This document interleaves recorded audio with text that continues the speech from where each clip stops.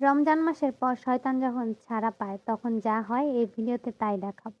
তো ওদিন তো বললাম আমরা আগারগাঁও চলে গেছিলাম বিমান সামরিক জাদুঘর দেখতে। তো ওইখানে ঢোকার আগেই আমাদের চোখের সামনে আসলো আম। তো আম ভর্তা তো খেতেই হবে। তো আমি খুব একটা টক জিনিস পছন্দ করি না। আমি নিজেও মিষ্টি আমি খাইতেও পছন্দ করি মিষ্টি।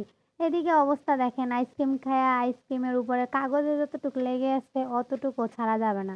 কারণ টাকা দিয়ে কিনছি।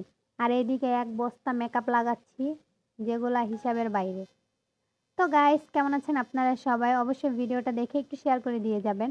তো পার্কে ঢোকার পর অনেক সুন্দর, সুন্দর ভিডিও আপলোড করছি। কিন্তু এই সুন্দর ভিডিওগুলার পাশে যে কত দুষ্টু মিষ্টি কাহিনী থাকে ওগুলা তো কেউ জানেন না। তো এই যে দেখেন আমরা হচ্ছে ওখানে ঢোকার পর কেউ হচ্ছে ছবি তোলাতুলি নিয়ে ব্যস্ত, সেলফি, কেউ হচ্ছে টিকিট কাটাকাটি নিয়ে ব্যস্ত, কেউ ফোনে কথা নিয়ে ব্যস্ত, কেউ রং-ঢং করতে ব্যস্ত। যেকোনো একটা গাছে একজন ছবি তুলছে মানে ওই গাছে আমারও তুলতে হবে, ওরও তুলতে হবে, ওরও তুলতে হবে।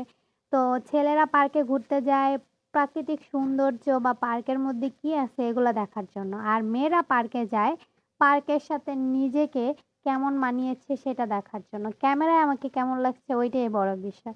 তো এইখানে এই যে বোতলের মধ্যে চুড়ি পরাইতে পারলে নাকি একটা 7 আপ পাওয়া যাবে। ৳20 র 7 আপ আর একটা চুড়ি কিনতে হচ্ছে ৳10 করে। এজন্য আর আমরা খেলি নাই। এদিকে দেখেন আইসক্রিম খাওয়া-খাওয়ি চলতেছে। আমিও ছিলাম এখানে যেহেতু মাস্ক ছাড়া ছিলাম তাই আমার ফুটেজটা নিলাম না।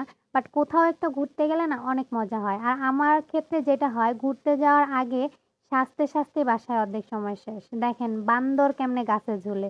ওইখানে একটা সবেদা ফল ছিল এটা পাড়ার জন্য গেছিল। কিন্তু সবেদা ফলটা অনেক ছোট ছিল খাওয়ার মতো না। সেজন্য ওই গাছে ধরে ঝুলাঝুলি করতেছে। দেখেন আমরা কি সুন্দর ঘুরতেও পারি পার্কে গিয়া। ভাবতেছেন মাইয়াগুলার লজ্জা নাই না? কিন্তু এখানে অনেক মানুষ সবাই সবার মতো ব্যস্ত। আমাদের দিকে তাকানোর মতো কেউ নাই। তো মাঠটাকে নিজের মনে করে বসে শুয়ে ছবি তোলার পরও এখন মনে হইতেছে, ইস! আরেকটু যাইতাম, আরেকটু থাকতে পারতাম।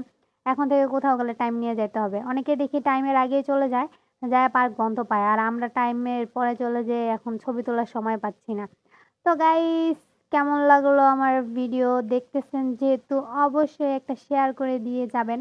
আপনারা যতই দেখেন না কেন দেখা শেষ হবে না। কারণ মেয়েদের রং-ঢং কখনোই শেষ হয় না। আমরা ১৯৯৩ সালে জন্ম নিয়া ১৯০০ কি বলে? মানে বুড়া হয়ে যাওয়া পর্যন্ত বুড়ি কালো পান খাবো আর ঠোঁট লাল করে রাখবো বাট ঢং শেষ হবে না। তো সবাই ভালো থাকবেন, সুস্থ থাকবেন। আমার ভিডিও দেখার জন্য অসংখ্য ধন্যবাদ। আর এরকম কয়েকটা ফ্রেন্ড যদি থাকে তাদেরকে নিয়ে ভুলেও পার্কে যাবেন না।